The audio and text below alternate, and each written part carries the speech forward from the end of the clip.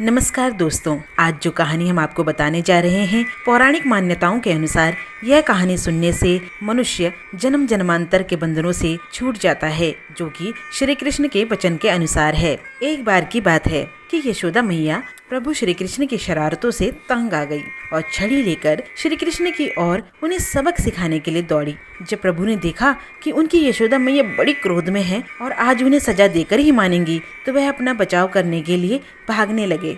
माता की नजरों से बचते बचते श्री कृष्ण एक कुम्हार के पास पहुँचे। कृष्ण ने देखा कि कुम्हार तो अपने मिट्टी के घड़े बनाने में व्यस्त था, लेकिन जैसे ही कुम्हार ने श्री कृष्ण को देखा तो उसके चेहरे पर प्रसन्नता छा गई। वह बहुत खुश हो गया। कुम्हार जानता था कि श्री कृष्ण साक्षात भगवान के रूप हैं। तब प्रभु ने कुम्हार से कहा कि काका, आज मेरी मैया मुझ पर बहुत क्रोधित है। मेरी मैया छड़ी लेकर मुझे ढूंढती हुई पीछे आ रही है। आप मुझे कहीं छुपा लो। फिर कुम्हार ने कुछ सोचा और श्री कृष्ण को एक बड़े से मटके के नीचे छिपा दिया। कुछ ही क्षणों में मैया यशोदा भी वहाँ पर आ गई और कुम्हार से पूछने लगी, क्यों रे कुमार, तूने मेरे कन्हैया को कहीं देखा है क्या? कुम्हार ने सर हिलाते हुए कह दिया, नहीं मैया, मैंने कन्हैया को नहीं देखा। श्री कृष्ण यह सब बातें घड़े के नीचे छुपकर सुन रहे थे। उसके बाद यशोदा मैया वहाँ से चली गई। उसके पश्चात कृष्ण ने कुम्हार से कहा कि काका, यदि मैया चली गई हो तो मुझे इस घड़े से बाहर निकालो। कुम्हार बोला, ऐसे नहीं प्रभु, मुझे पता है आप स्वयं साक्षात परमेश्वर हो। मेरी शर्त है, तभी मैं आपको बाहर निकालूंगा। पहले मुझे 84 लाख योनियों के बंधन से मुक्त करने का वचन दो।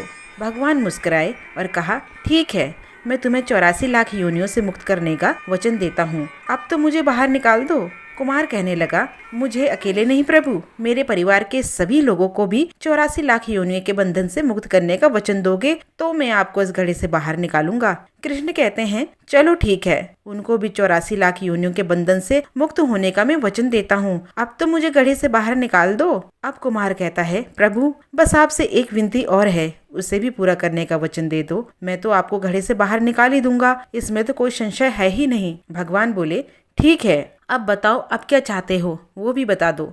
कुमार कहने लगा, प्रभु जिस घड़े के नीचे आप छुपे हो उसकी मिट्टी मेरे बैलों के ऊपर लाद के लाई गई है। मेरे इन बैलों को भी 84 लाख योनियों के बंधन से मुक्त करने का वचन दे दो। कृष्ण कुमार के बैलों के प्रति प्रेम को देखकर बड़े प्रसन्न हुए और उन बैलों को भी वर दे दिया। प्रभु बोले, अब तो तुम्हारी सब इच्छा पूरी हो गई ना, अब तो मुझे घड़े से बाहर निकाल दो। तब कुमार कहता है, नहीं, अभी नहीं भगवान, आपने तो मुझे सारे वर दे दिए, बस एक अंतिम इच्छा और है, अब उसे भी पूरा कर दीजिए। वह यह है कि जो भी प्राणी हम दोनों के बीच इस संवाद को सुनेगा उसे भी आप 84 लाख योनियों के बंधन से मुक्त कर देंगे। बस यही वचन दे दो, मैं आपको इस घड़े से बाहर निकाल दूंगा। कुमार की निस्वार्थ और प्रेम भरी बातों को सुनकर प्रभु श्री कृष्ण बहुत खुश हुए और कुमार की इस इच्छा को भी पूरा करने का वचन दिया। फिर कुमार ने खुशी खुशी बाल कृष्ण को घड़े से बाहर निकाल दिया और उनके चरणों में गिर गया। उसके बाद श्री कृष्ण के चरण धोए और चरणामृत लिया और उसके बाद अपने पूरी झोपड़ी में चरणामृत का छिड़काव किया और प्रभु भक्ति में कृष्ण के गले लगकर इतना रोया कि प्रभु में ही विलीन हो गया। बात बस समझने की है कि यह तो कृष्ण की लीला ही थी कि वह एक कुम्हार से मटका उठाने का अनुरोध करते रहे। जब कृष्ण इतने विशाल गोवर्धन पर्वत को अपनी कनिष्का में उठा सकते थे तो क्या वे एक घड़ा नहीं उठा सकते थे? इससे ये बात सिद्ध हो जाती है कि प्रभु प्रेम और भाव के भूखे होते हैं।